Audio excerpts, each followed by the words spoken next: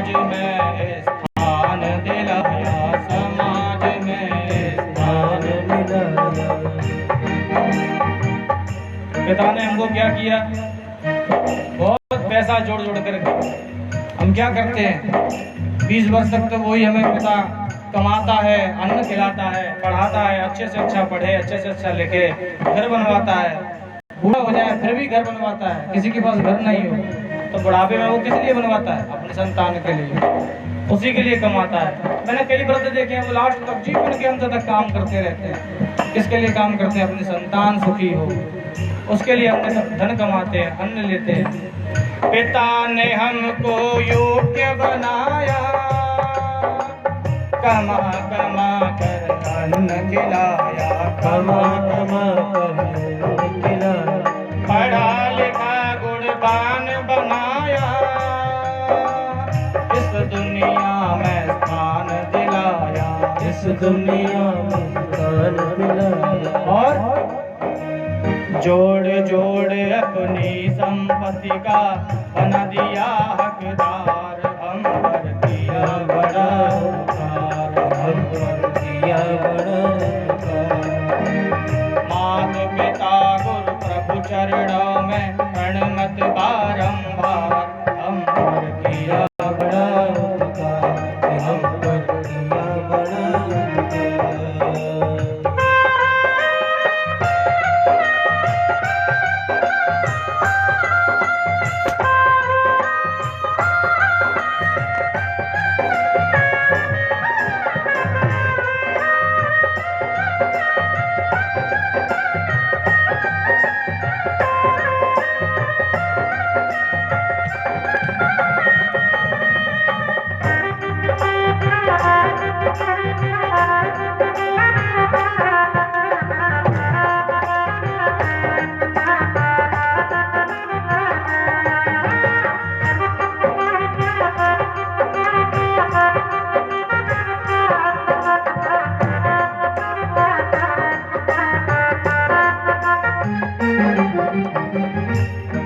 तीसरा नंबर किसका आता है, पहले माता ने उपकार किया, फिर पिता ने किया, फिर किया हम पर उपकार किसने, गुरु ने।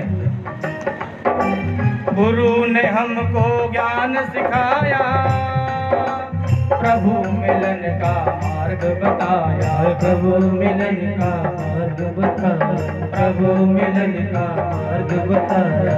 शिक्षा से धनवान बनाया, जाए न उनका कर्ज चुकाया, जाए न उनका कर्ज चुकाया, जाए न उनका कर्ज चुकाया। गुरु ने हमको ज्ञान सिखाया, प्रभु मिलन का मार्ग बताया, प्रभु मिलन का मार्ग बताया, प्रभु मिलन का मार्ग बताया। शिक्षा से धनवान बनाया, जाए न उनका कर्ज चुकाया, जाए न उनका कर्ज चुकाया। सदा सदा हमारे प्रति रहे हो बन करके उदार, हम पर किया बड़ा उपकार, हम पर किया बड़ा उपकार। माता पिता गुरु प्रभु चरणों में प्रणमत बारंबार, हम पर किया बड़ा उपकार, हम पर किया बड़ा उपकार, हम पर किया बड़ा उपकार, हम पर किया बड़ा उपकार।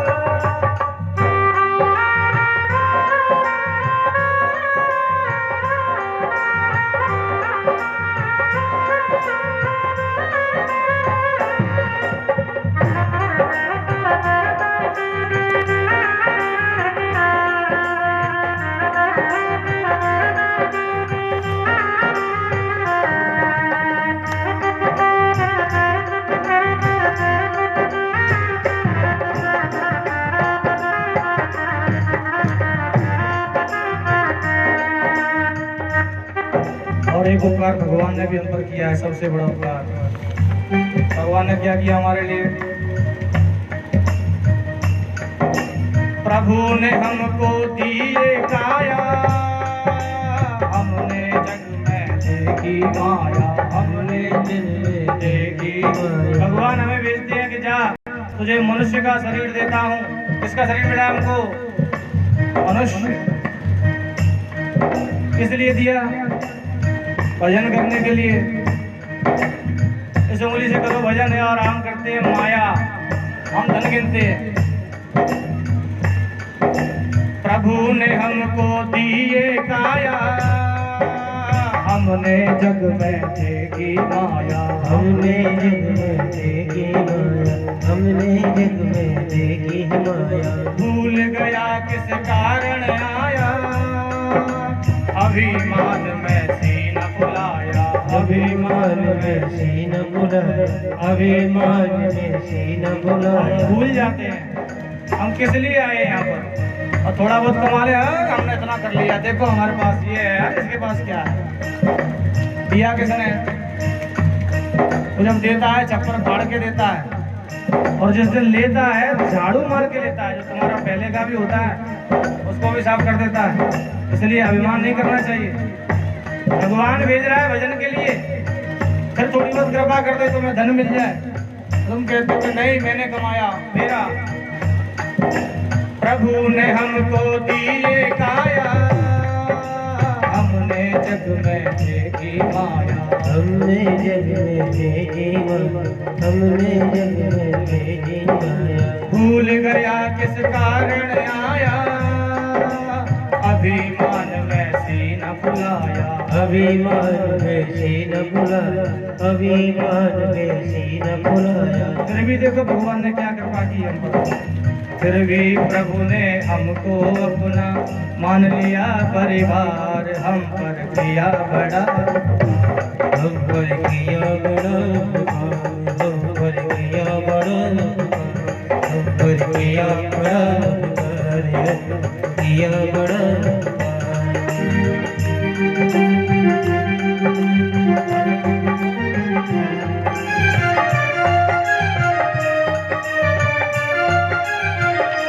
हम पर किया बड़ा, हम पर किया बड़ा, किया बड़ा। दुर्गा मैया की। एक बार सभी अपने अपने माता पिता की बोलेंगे जय। बोले अपने अपने माता पिता की जय। धर्म में, शास्त्र में, वेदों में कुछ बातें कही गई हैं, देवता बताए गए हैं। देवता कौन कौन है? सबसे पहला बताया मातृ देवो भव। पहली देवता कौन है? माता, मातृ देवो भव। दूसरा कहा पितृ देवो भव। दूसरे देवता कौन है? पिता। तीसरा कहा आचार्य देवो भव। तीसरा देवता कौन है? आचार्य, गुरु, कुल का आचार्य, कुल पुरोहित या गुरु जो भी हमारे हैं, तीसरा देवता। और चौथा देवता कौन है? अतिथि देवो भव। यहाँ इतने वृद्ध लोग हमारे बाबा बैठे हैं, इनके जमाने में इनको पता होगा कि एक अतिथि यानी कोई मेहमान बिना। अच्छा, अतिथि दो तरह के होते हैं। एक तो जो बता करके आए, किसी कार्य में आए, वो पहले से अपन को सूचना हो कि ये आने वाले हैं, वो तो होते मेहमान। अतिथि नहीं होते वो देवता नहीं है। अतिथि जिसके आने की कोई तिथि नहीं हो, कोई निश्चित नहीं हो, अचानक से वो आपके घर आ गया, चाहे वो रिश्तेदार हो या कोई और हो, पड़ोसी हो, मिलने वाला हो, बाहर से कहीं से आया हो, आने का कोई तिथि नहीं हो, निश्चित नहीं हो, तो सोच लो भगवान की कृपा से आपको मिला है अतिथि देवो, वो देवता है। और जो रोज रोज आ जाए, फूफा जी आए हैं, हम फूफा जी तो रोज आ जाते हैं। इसलिए अतिथि, बिना तिथि के, बिना कारण के अचानक से आपके यहाँ कोई आवे तो वो अतिथि है, वो देवता है। और ना जाने किस भेष में नारायण मिल जाऊं, हो सकता है भगवान आपके आए हो। हम कहते हैं और कोई मांगने वाला भी आ जाए, उसी को अतिथि कहते हैं। आज के समय में अतिथि आ जाए तो समझ लो संकट आ गया, और उसके लिए चाय बनाओ, खाना बनाओ, व्यवस्था करो। ये आराम का समय था, अभी आना था इनको। अच्छा, आप घर से सुबह के चले हैं और खा के नहीं निकले होंगे, ऐसा सोच लेते। तो वो आने वाला कब हम पर भगवान की कृपा से कृपा कर दे। तो आचार्य देवो भव, मातृदेवो भव, पितृदेवो भव, आचार्य देवो भव और अतिथि देवो भव, इन चारों की हमें सेवा करनी चाहिए। लेकिन हम इस मनुष्य जीवन में इन सबका कर्जा बढ़ा बढ़ा करके सिर पर रख लेते हैं। और जब कर्जा चुकाने का, ऋण उतारने का समय मिलता है तो हम उससे मुकर जाते हैं।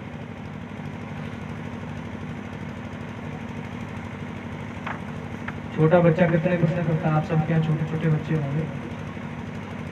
ये क्या है? कौआ है। थोड़ी देर तक पूछेगा ये क्या है, ये कौआ है। 50 बार पूछेगा कि बात को, क्या आप थक जाते हो उसको बताते बताते? नहीं थकते। लेकिन बड़े बूढ़े माँ बाप अगर कोने में डलिया, कौन आया बेटा?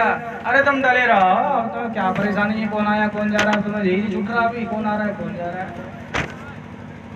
तो ये क्या है? एक पिता हमको इतने जवाब देता रहा जिंदगी भर और हम उसके एक प्रश्न का जवाब देने में भी परेशान। अच्छा, वृद्ध जब होते हैं तो पानी पिलाने में बड़ी दिक्कत है, पानी मांगते हैं बाबा बार बार। और अगर वो चला जाए तो फिर पानी देता उनको, उनको पानी देना, उनका श्राद्ध करना, बढ़िया भोजन बनाना, पंडित जी को बढ़िया भोजन जमाना। कोई जरूरत नहीं श्राद्ध करने की, कोई आवश्यकता नहीं।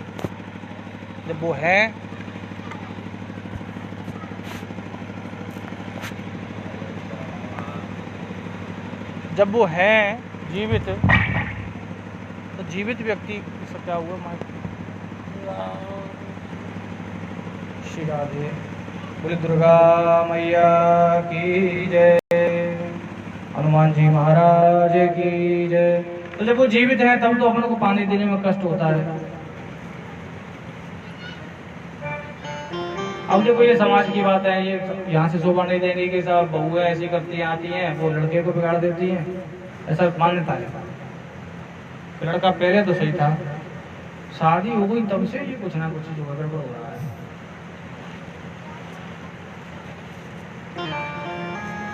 ये सब अनर्थक बातें हैं। माँ बाप हमारे हैं, सेवा हमें कर रही है, फिर हम बड़ा श्राद्ध करते हैं, बहुत बढ़िया उनको मानते हैं, एक तस्वीर लगा देते हैं उनकी और आरती करते हैं, पूजा करते हैं। इसलिए मातृ देवो भव, पितृ देवो भव, माता पिता गुरु और अतिथि ये हमेशा भगवान का रूप होते हैं।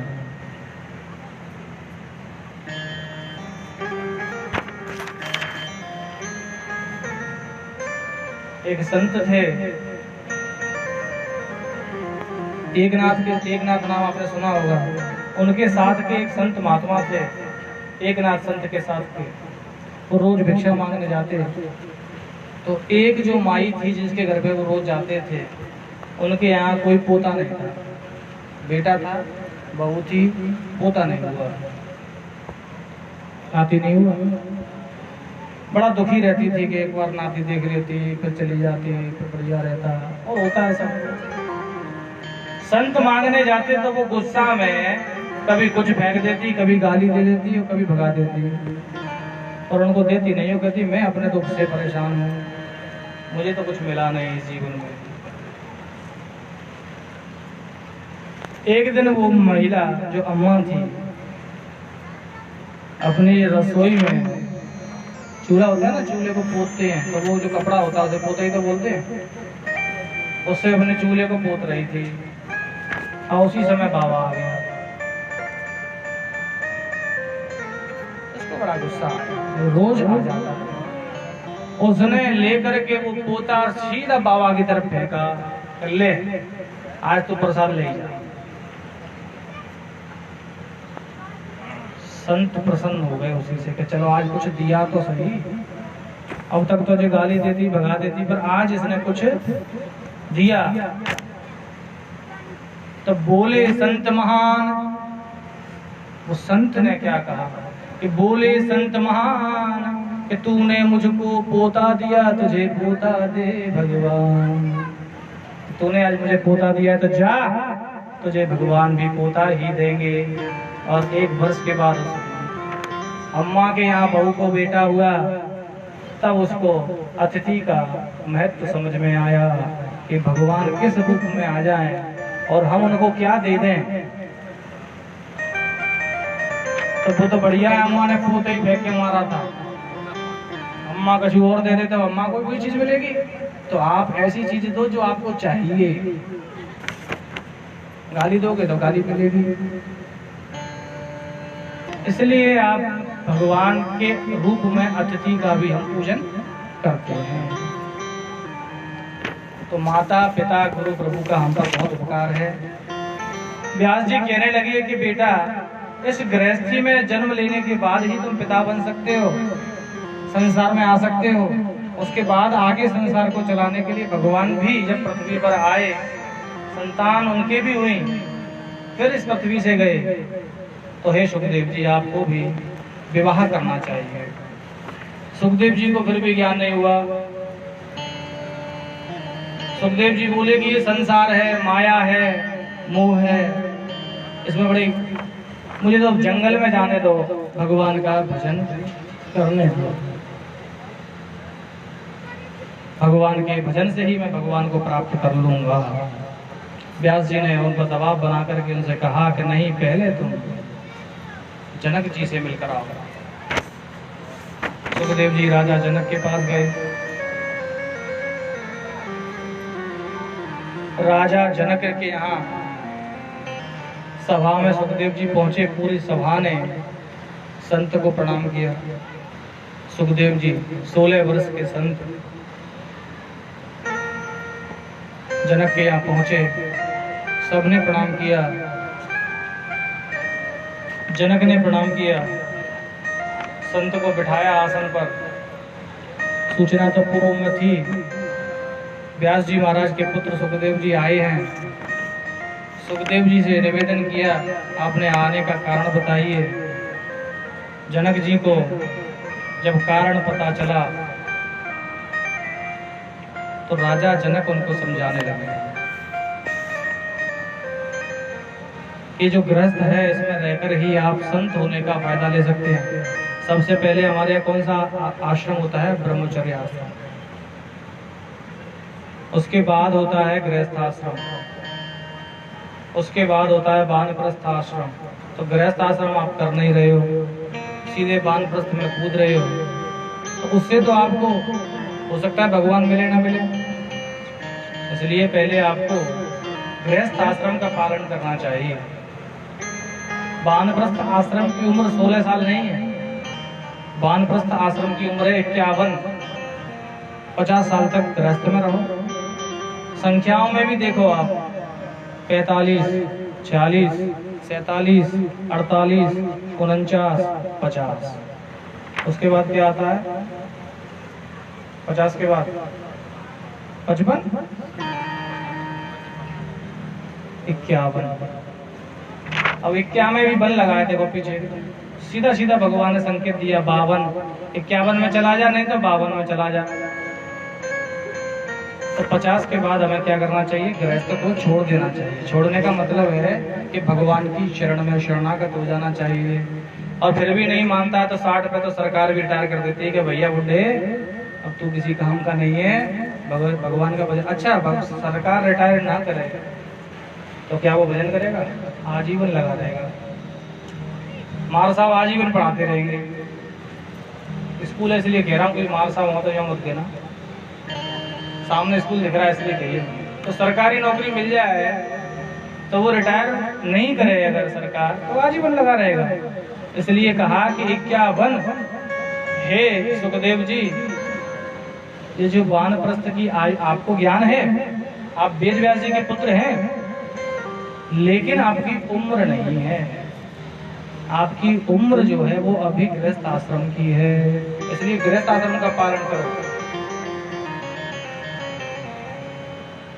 सुखदेव जी कहते हैं कि जो गृहस्थ आश्रम है, इसमें जो चित्त होता है, मन, वो गृहस्थी में ही लगा रहता है, बाहर निकल ही नहीं पाते, भगवान की तरफ मुड़ता ही नहीं है। ये तो झंझट होते हैं सास बहू के। आप लोग कहते हैं ना कि चलो आज लड़के का संबंध हो रहा है तो कुंडली मिलवा दें, गुड़ मिलवाओ इनके। तो हम सबसे बड़ी गलती करते हैं लड़का लड़की कुंडली मिलवा करके। हमें कुंडली मिलवानी चाहिए सास और बहू की, इनमें पटेगी कि नहीं। अगर जिसमें सास बहू की कुंडली मिल गई उस घर में कभी भी अशांति नहीं होगी, शांति रहेगी। अगर वो एक दूसरे को समझ जाए, वो उसको अपनी माँ समझने लगे और सास उसको अपनी बेटी समझने लगे, तो उस घर में थोड़ी बहुत तो सब में चलती लेकिन अशांति नहीं होगी। शांति का सबसे बड़ा मंत्र क्या है आप लोगों को पता है? अगर घर में शांति चाहिए तो सबसे बड़ा मंत्र क्या है? आज हर व्यक्ति दुखी है, भगवान भी इस पृथ्वी पर आए तो भगवान को भी दुख झेलना पड़ा।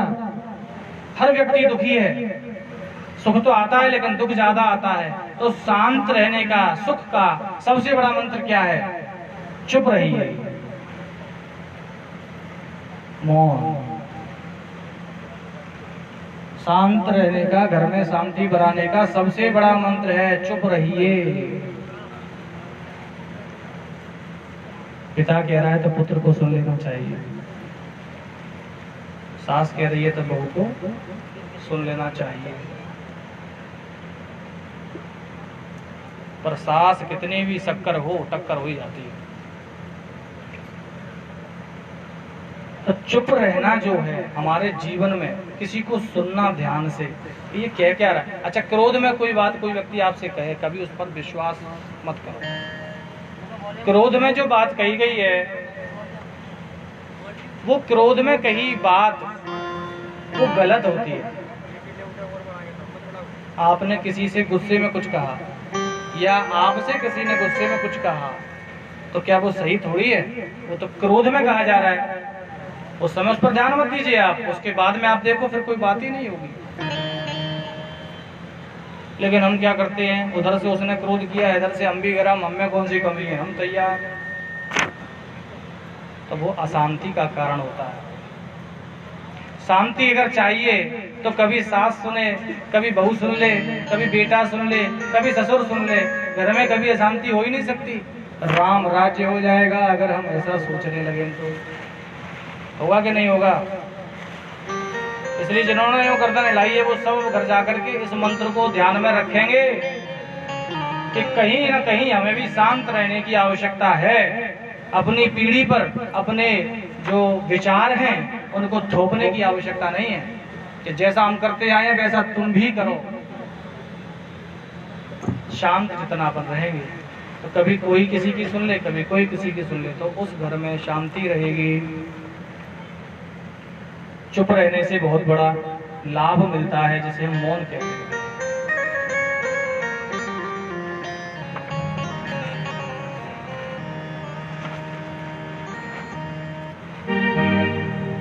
देखो, एक बार एक पुत्र और पिता दोनों घर के बाहर बैठे थे। बाप बेटा घर के बाहर बैठे थे, बातें कर रहे थे आपस में, और अचानक से कोई अंदर बर्तन टूटने की आवाज आई, बहुत जोर से।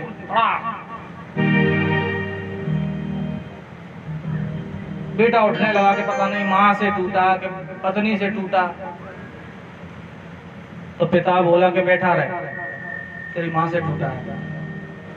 वो आश्चर्य पड़ गया कि पिताजी तो अंदर गए नहीं, इन्हें कैसे पता चला? बोले, पिताजी आपको कैसे पता चला कि माँ ने बर्तन तोड़ा है? हो सकता है बहू से टूट गया हो, जरूर थोड़ी कि भाई टूटे हर बार। बाप बोला, बेटा मुझे बहुत अनुभव है, बर्तन टूटने के बाद कोई लड़ने की आवाज नहीं आई। अगर थोड़ी तू मैं हल्ला पल्ला की आवाज आती तो समझ में आता बहू ने तोड़ा है। अब बहू सास से क्या कहे?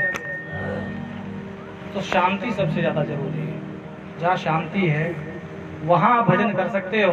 तो हे सुखदेव जी महाराज, अगर आपके गृहस्थ में शांति होगी, आप अपने गृहस्थ के जीवन में शांति रख सकते होंगे, तो आप भगवान का भजन गृहस्थ में भी कर सकते हैं। फिर आपका चित्त तो विघ्न नहीं होगा। मैं मिथिलापुरी जनक, मैंने इस गृहस्थ में रह करके भी अपने पुत्रों पुत्रियों का पालन किया और भगवान को प्राप्त किया है। और उनको पता पता था कि साक्षात श्री राम मेरे घर में आएंगे। गोविंद राधे गोपाल राधे, गोविंद राधे गोपाल राधे, जय राधे राधे गोविंद गोविंद राधे, जय राधे राधे गोविंद राधे, जय राधे राधे गोविंद गोपाल राधे, जय राधे गोपाल राधे, गोविंद राधे गोपाल राधे, गोविंद राधे गोपाल राधे, गोविंद राधे गोपाल राधे, गोविंद राधे गोपाल राधे, गोविंद राधे गोपाल राधे, गोविंद राधे गोपाल राधे, गोविंद राधे गोपाल राधे, गोविंद राधे गोपाल राधे, गोविंद राधे गोपाल राधे, जय राधे राधे गोविंद राधे, जय राधे राधे गोविंद गोविंद राधे, जय राधे राधे गोविंद राधे, जय राधे राधे गोविंद राधे, हरि जय हो।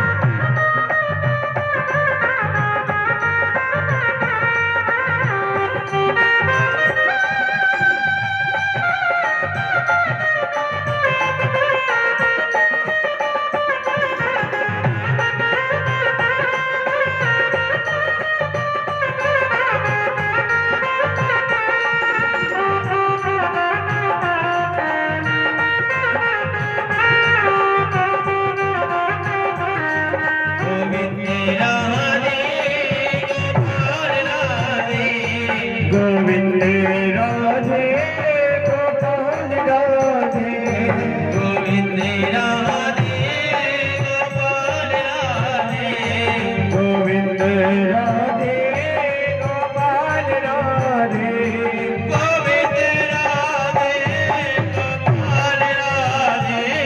गोविंद राधे गोपाल राधे, गोविंद राधे गोपाल राधे, गोविंद राधे गोपाल राधे, राधे राधे गोविंद राधे, जय राधे राधे गोविंद राधे, राधे राधे गोविंद राधे, जय राधे राधे गोविंद राधे, जय राधे राधे गोविंद राधे, जय राधे राधे गोविंद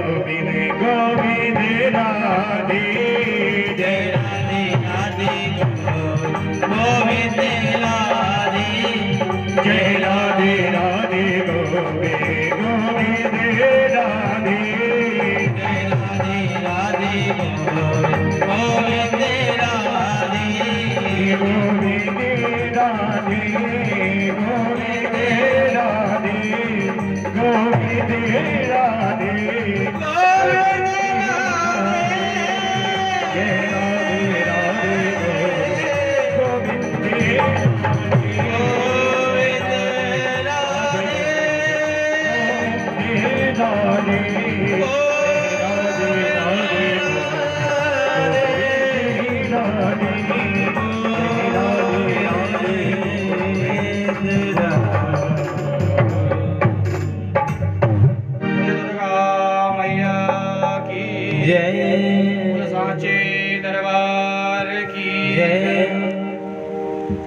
जनक जी ने अनेक उदाहरणों से, दृष्टांतों से सुखदेव जी को समझाया कि गृहस्थ आश्रम बहुत जरूरी होता है। और सुखदेव जी ने अपनी शंकाएं राजा जनक के आगे रखी कि गृहस्थ में तो बड़े झंझट होते हैं महाराज। सारी बातें उन्होंने उनको बताई। जनक जी ने एक एक करके सबका खंडन किया, सारी बातों का उत्तर दिया और कहा कि आप गृहस्थ आश्रम के द्वारा अगर संन्यास लेकर के भगवान का भजन करेंगे तो सर्वश्रेष्ठ होगा।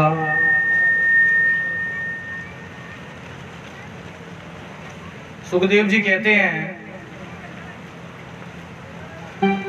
जलू के वसदा नारी रुधिरं पिबतीति वै मूर्खतस्तु न विजानाति मोहितो भाववेष्टितैः। जलूक एवं सदा नारी। जलूका जानते हैं आप किसे कहते हैं? जलूका संस्कृत का शब्द। जोंक जो चिपक जाती है, शरीर से चिपक जाती है, गाय भैंस के चिपक जाती है, आपके यहाँ कुछ कहते हो, उस पर नमक डाल देते हैं पर छूट जाती है, कीड़ा होता है इतना बड़ा, वो होता है जलूका। तो सुखदेव जी ने कहा कि जलूक एवं सदा नारी रुधिरम पिबती थी। वही क्या करती है कि रुधिर को पीती है। रुधिर में रुधिर का मतलब होता है खून। जैसे जोंक किसी जानवर से चिपक जाए और दिखता नहीं है पर उसका खून पीती रहती है। तो सुखदेव जी कह रहे हैं कि जलूके व सदा नारी रुधिरम पिबती थी वही मूर्खस्तु न विजानाति। जो मूर्ख लोग होते हैं, जिन्होंने, मूर्ख किसको कह रहे हैं? जिन्होंने विवाह कर लिया,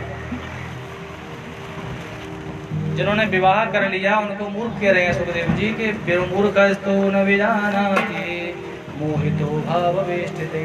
मोह में, पुत्र मोह में, स्त्री मोह में इसको जान नहीं पाते हैं।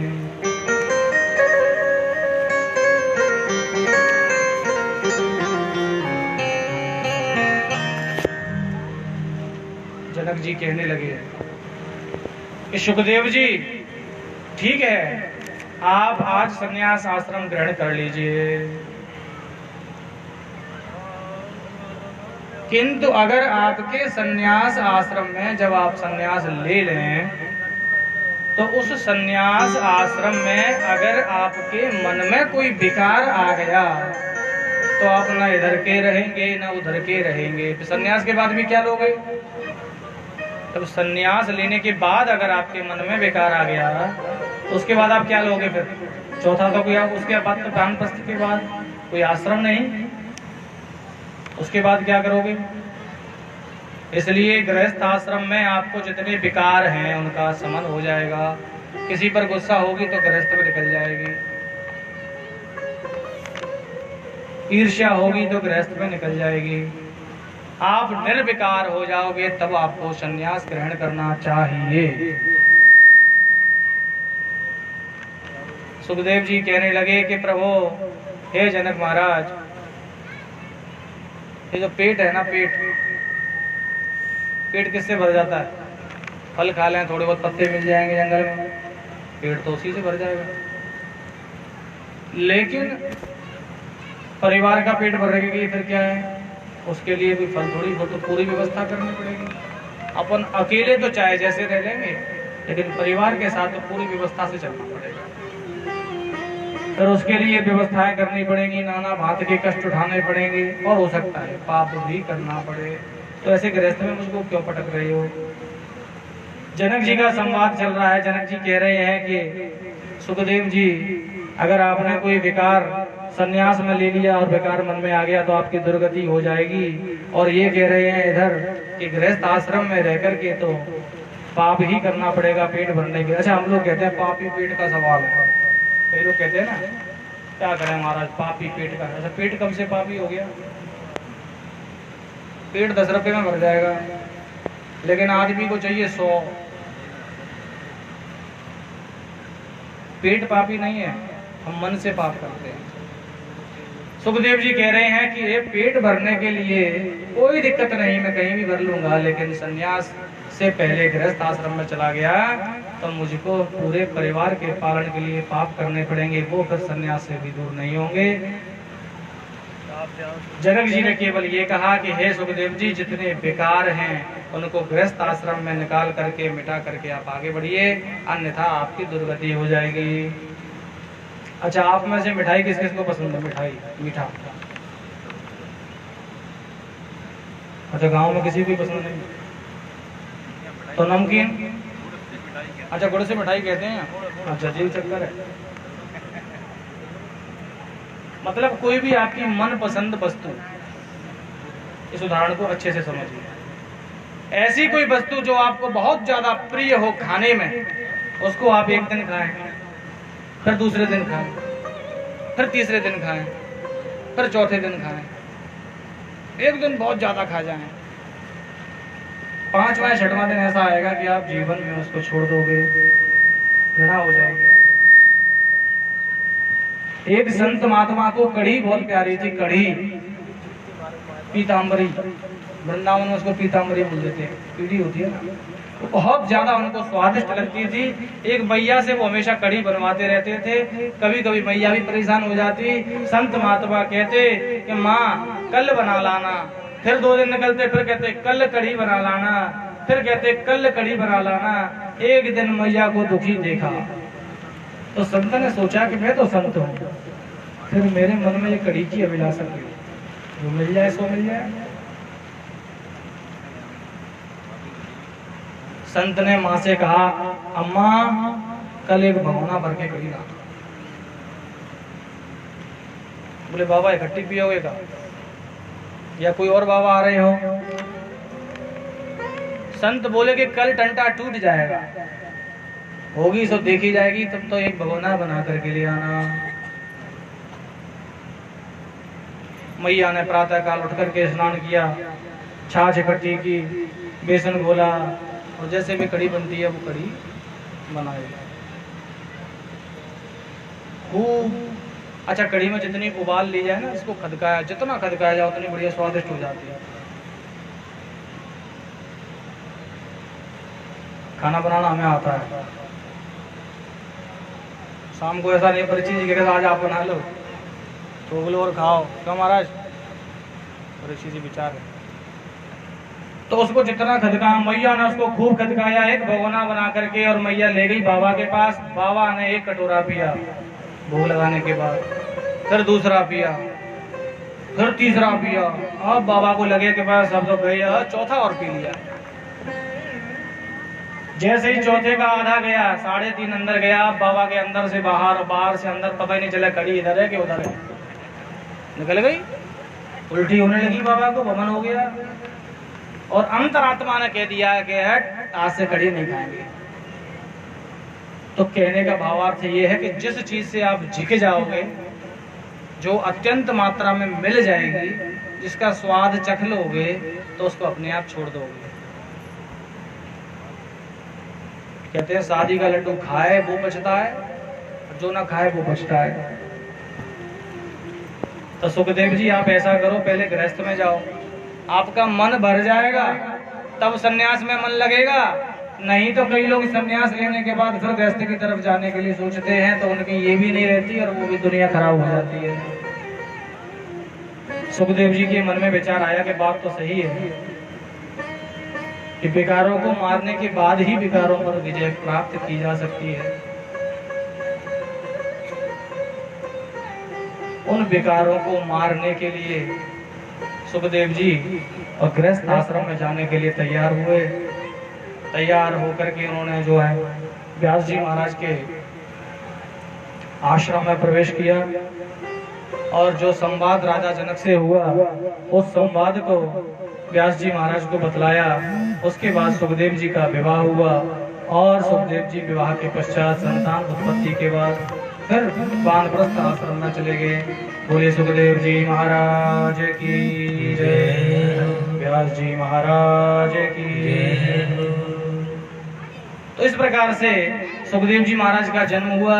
उन्होंने गृहस्थ आश्रम की दीक्षा ली, जनक जी से संवाद किया, ग्रंथों का रसास्वादन किया और वो संतान के बाद में वो भी और संन्यास आश्रम में चले गए।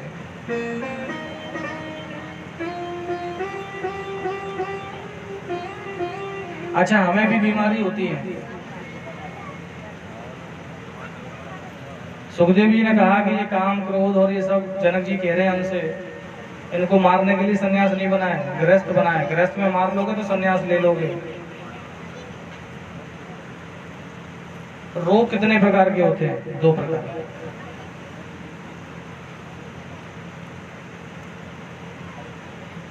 एक रोग होता है जिसमें कफ, वात और पित्त होता है।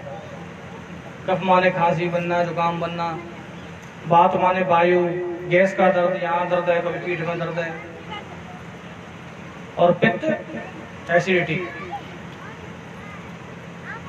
तुलसीदास जी ने इसके लिए बहुत सुंदर बात कही, बाबा तुलसीदास ने।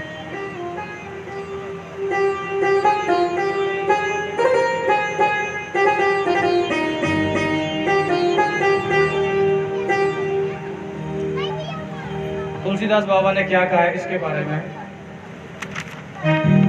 कि जो क्रोध है वो अग्नि है,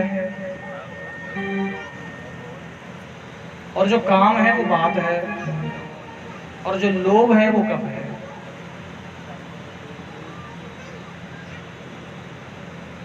क्रोध पेत नित छाती जारा, क्रोध पेत नित छाती जारा, क्रोध पेत नित छाती जारा, क्रोध पेत नित छाती जारा, काम लोभ अपारा, काम वाद कफ लोभ अपारा। क्रोध पित्त नित छाती जारा, काम वात कफ लोभ अपारा। एक रोग तो हमें होता है क्रोध का, काम का और लोभ का, और एक होता है वात का, कफ का और पित्त का। 2 रोग होते हैं, दैहिक और दैविक। दैहिक कहते हैं जो शरीर में होते हैं, और दैविक जो भगवान की तरफ से दिए गए हैं वो भी शरीर में होते हैं। दोनों की तुलना एक ही है। काम, क्रोध, पित्त। क्रोध में क्या होता है? हमें गुस्सा आता है, और गुस्से में हमें अंदर जलन होने लगती है, आंखें लाल हो जाती हैं, वही तो गुस्सा होता है। और पित्त में क्या होता है? क्रोध को पित्त से क्यों जोड़ा तुलसीदास जी बाबा ने? क्योंकि पित्त माने एसिडिटी, अंदर से जलन होती है। वही क्रोध से जलन होती है, वही पित्त से जलन होती है। तो क्रोध पित्त नित छाती जारा। क्रोध क्या कर रहा है और पित्त क्या कर रहा है? दोनों छाती को जलाते हैं, अंदर ही अंदर जलन होती है। दूसरा रोग काम। काम की तुलना किससे की बाबा ने? काम की तुलना की वात। वात माने वायु, वायु माने गैस। पहले हम जब छोटे थे तो हम ये सोचते थे कि पेट में ही गैस बनती है। पहले जब हम छोटे थे तो हम ये सोचते थे कि पेट में गैस बनती है। एक बार हम अपनी रिश्तेदारी में गए, तब वो बोले कि मुझे जूस पीना पड़ता है, मेरे घोटू में गैस बन जाती है। ले, हमें हंसी के मारे 2-3 मिनट तो हंसते ही रहे, इनके घोटू में गैस बनती है। फिर धीरे धीरे बड़े हुए तो पता चला कि गैस तो पीठ में भी बन जाती है, कंधे में भी बन जाती है, कभी इधर बनती, कभी उधर गैस का दर्द होता है, कभी सिर में गैस का दर्द होता है। आप लोगों को तो पता होगा। तो ये जो गैस है वो एक जगह रुकती नहीं है, वायु। तो काम वात।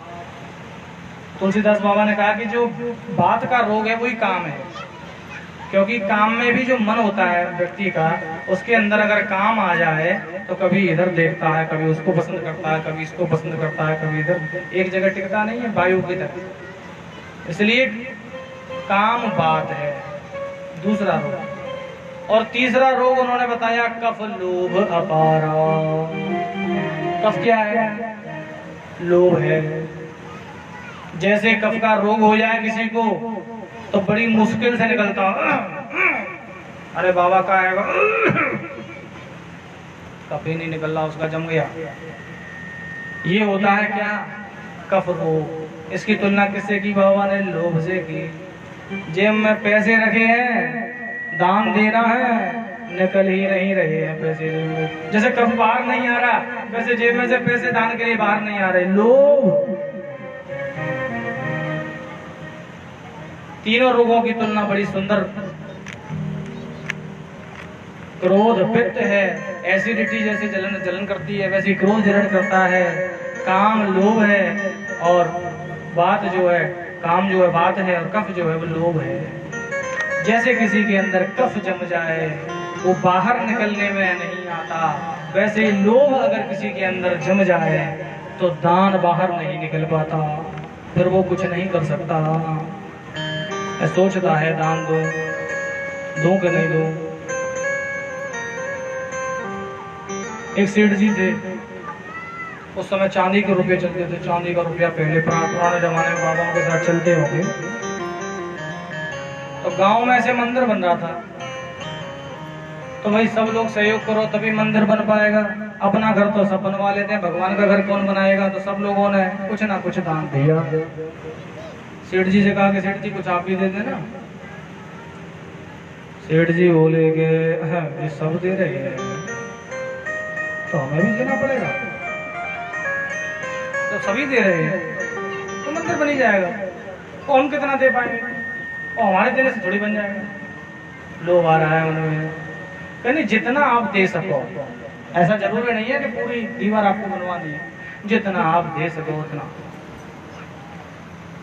सेठ जी ने ठीक है कल हम ले आएंगे। 1 रुपया चांदी का सेठ जी ने हाथ में ले लिया। ऐसी गर्मियों में मंदिर बनते हैं, ये गर्मी पड़ रही है, ऐसी बना होगा कभी लेकर के, और जो है गाँव में पैदल पैदल चलते हुए। अब मन में विचार आ रहा है कि जब सभी दे रहे थे तो हमसे क्यों लिया? जब इतने लोग दे रहे हैं तो भी मंदिर नहीं बन पा रहा है, हमारी जरूरत है। 1 रुपया, 1 चांदी का रुपया दे रहे हैं, उसमें सोच रहे हैं। तो जैसे लोग बैठे थे वहां तक सेठ जी पहुंचे तो उन्होंने कहा चलो दे तो रही, एक बार देख लें कैसा है। अपना जा रहा है, अपना जा रहा है, वो देख लें। अब सेठ जी ने, अब गर्मी में तो ज्यादा जोर से किसी चीज को आप पकड़ोगे तो पसीना तो आ ही जाएगा। उसमें बड़ा भारी पसीना आ गया। तो बोला अरे तुम्हारा भी जाने का मन नहीं हो रहा भाई सिक्के? तू भी रो रहा है, मैं भी रो रहा हूँ, तो तू रहने दे। सेठ जी ने बोला तो कफ लोभ अपारा। जैसे कफ निकलने में अंदर ही अंदर वह जम जाता है, उसको निकलने में दिक्कत होती है, वैसे ही लोभ भी उस कफ की तरह हमारे अंदर ऐसे जम जाता है कि बाहर निकलने का, दान को निकलने का मन नहीं करता। हम कभी देना भी चाहें तो फिर भी हमारे मन में ही रह जाती है। अभी बच्चों का ये करना है, वो करना है, ये जिंदगी भर करते रहोगे। इन रोगों के शमन के लिए हम किसकी आराधना करें? इस रोग के शमन के लिए हमें कौन से देवी देवता की आराधना करनी चाहिए? कि दोनों रोगों को किसकी आराधना करें?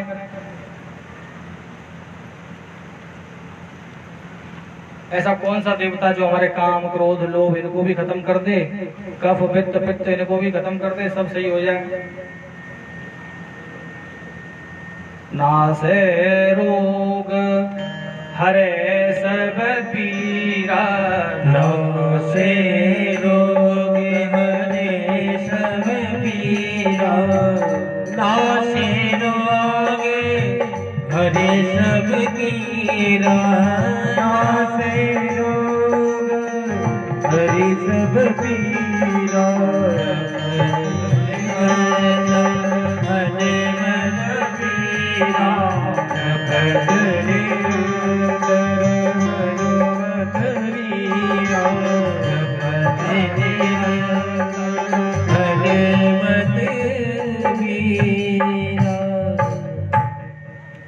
हनुमान जी जी महाराज में ये सामर्थ्य है, नासे रोग हरे सब पीरा।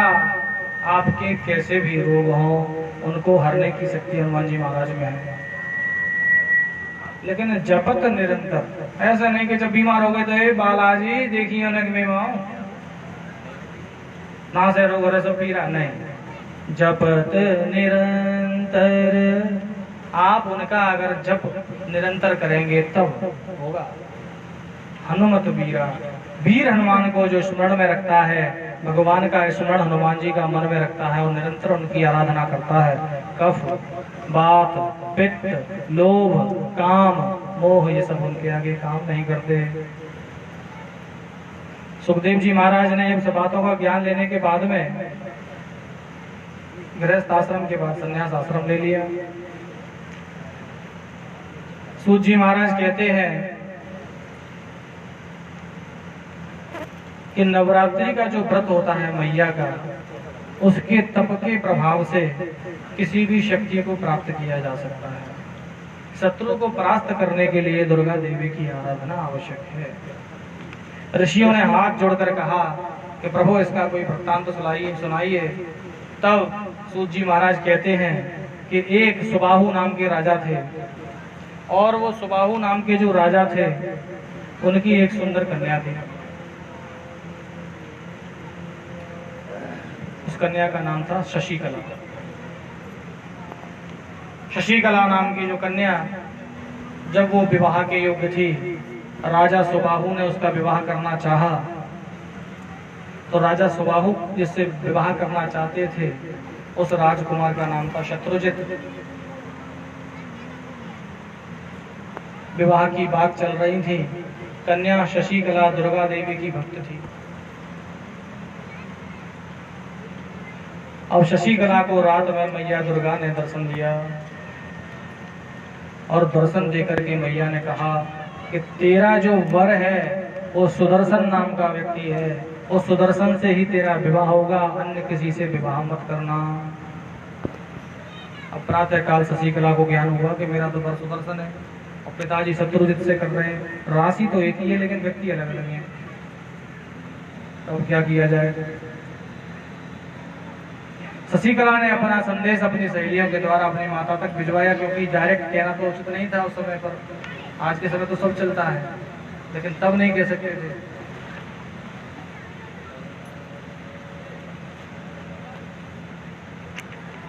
तो सखी से कहा, सखी ने माता से कहा।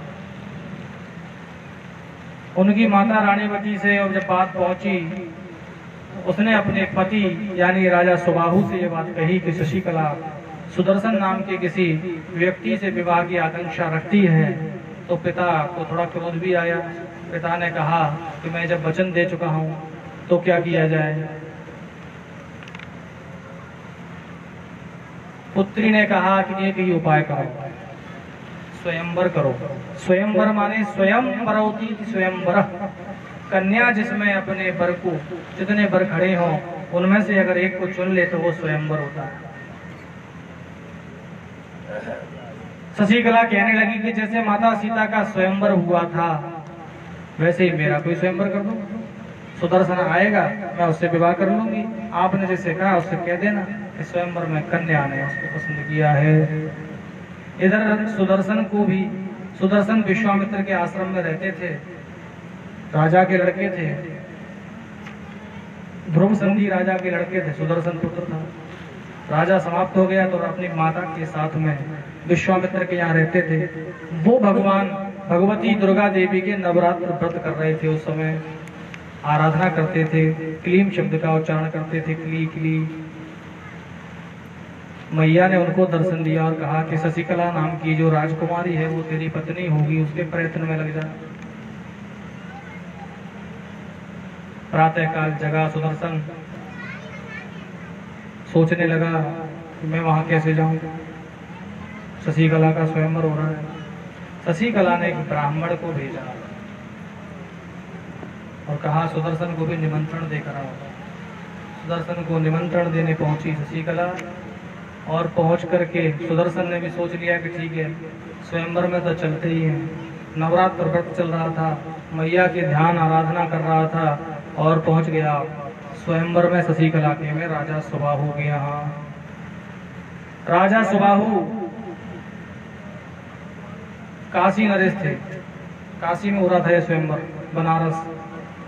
राजा सुबाहु काशी नरेश, उनके यहाँ स्वयंवर में सुदर्शन पहुंचा तो राजाओं ने प्रतिकार कर दिया कि ये जंगल में रहने वाला सुदर्शन स्वयंवर में भाग नहीं ले सकता, इसलिए स्वयंवर में इसको कोई अधिकार नहीं है।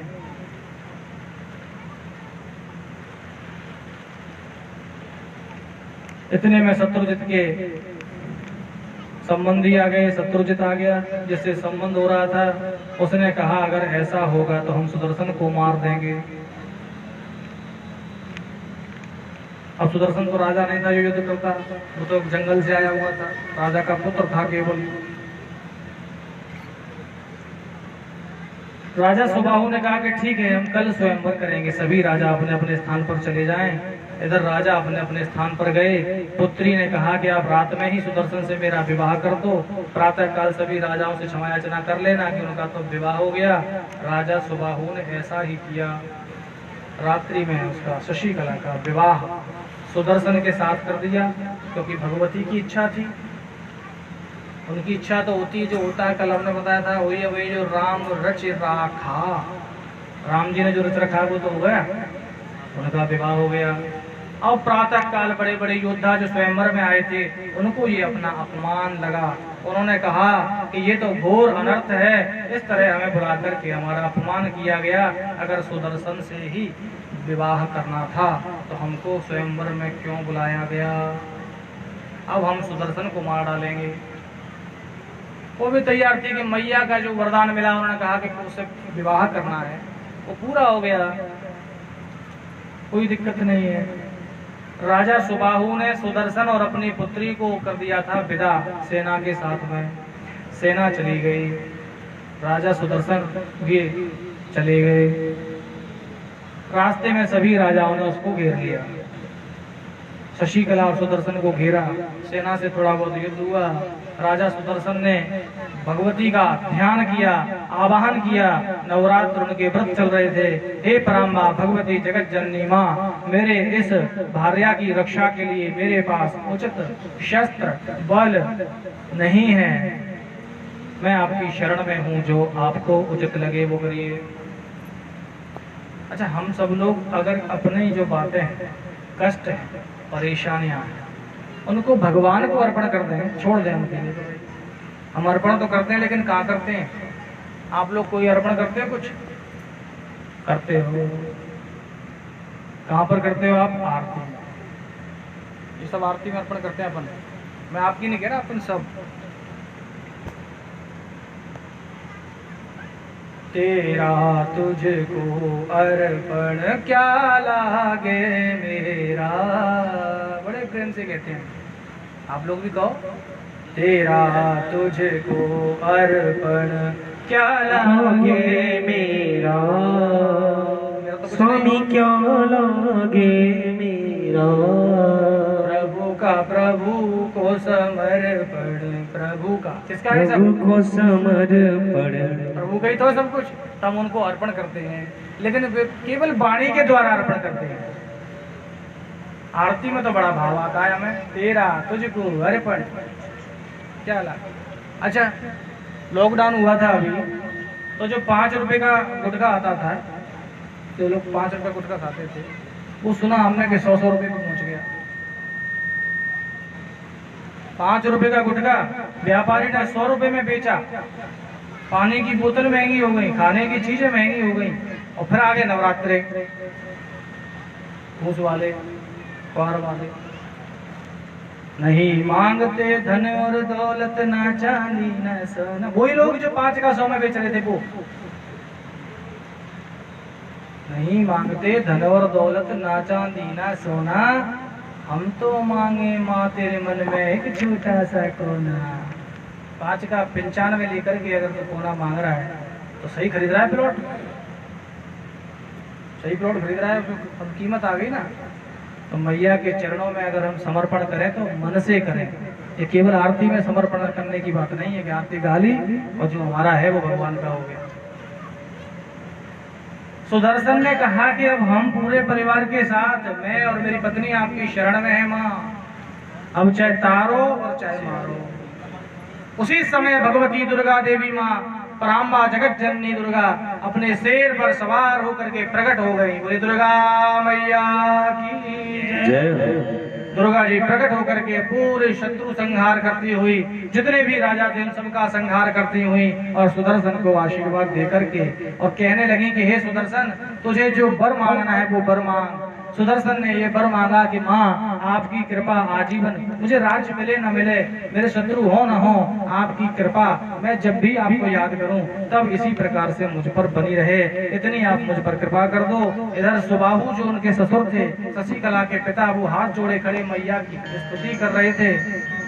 हाथ जोड़ करके उनसे कहने लगे कि माँ मेरा केवल एक ही निवेदन है कि आज से आप काशी यानी कि भगवान शंकर की नगरी में ही विराजमान हो जाइए। तो दुर्गा मैया भगवान शंकर की नगरी में काशी में विराजमान। बोले दुर्गा मैया की जय। लागी लगने मत तोड़ना,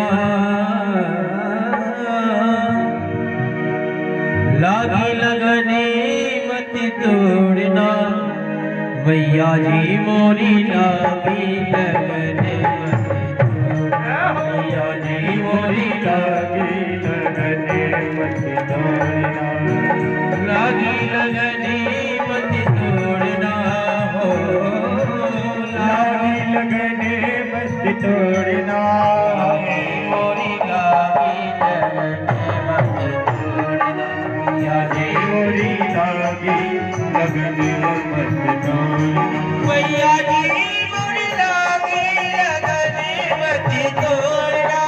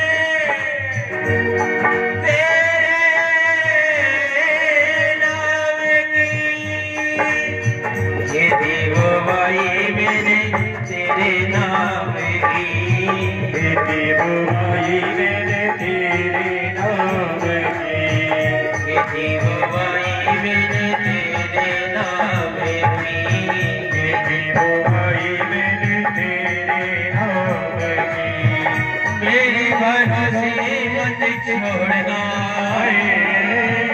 मेरे भरोसे मत छोड़।